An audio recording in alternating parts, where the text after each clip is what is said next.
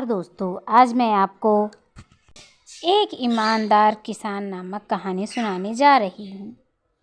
एक गांव में एक गरीब किसान रहता था। वह बहुत ही ईमानदार और मेहनती आदमी था।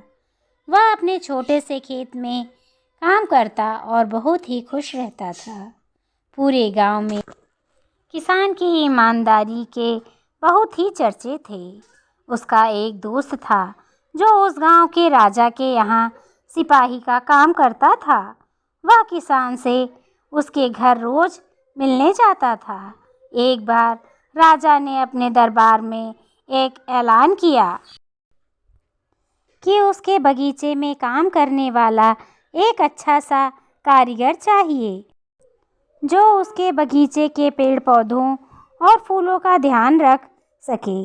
राजा का यह ऐलान सुनकर किसान के दोस्त सिपाही ने सोचा कि यही मौका है किसान से मित्रता निभाने की। मैं उसे यहाँ बगीचे में काम पर लगवा दूंगा और वह मेरा साथ भी रहेगा और किसान का भला हो जाएगा। यह सोचकर उसने राजा से कहा कि महाराज, मैं आपके लिए एक ऐसे आदमी को लेकर आऊँगा जो यह काम अच्छे से कर लेगा। तभी राजा ने उस सिपाही को आदेश दिया कि जाओ, उसे कल से ही बगीचे में काम करने के लिए कह दो।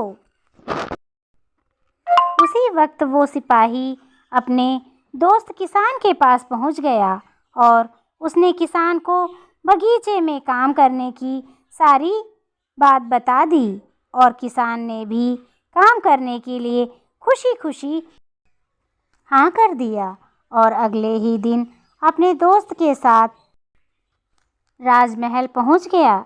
सिपाही उसे राजा के सामने लेकर गया और राजा ने उस किसान को बगीचे की पूरी देखभाल का काम सौंप दिया और कहा कि तुम अगर पूरी ईमानदारी के साथ काम करोगे तो तुम्हें 50 सोने की मुद्राएं हर महीने दूंगा। किसान खुशी खुशी बगीचे में काम करने के लिए हाँ कर देता है और वह उसी वक्त से बगीचे में काम करने लगा। किसान बगीचे में बहुत दिल लगाकर काम करता था।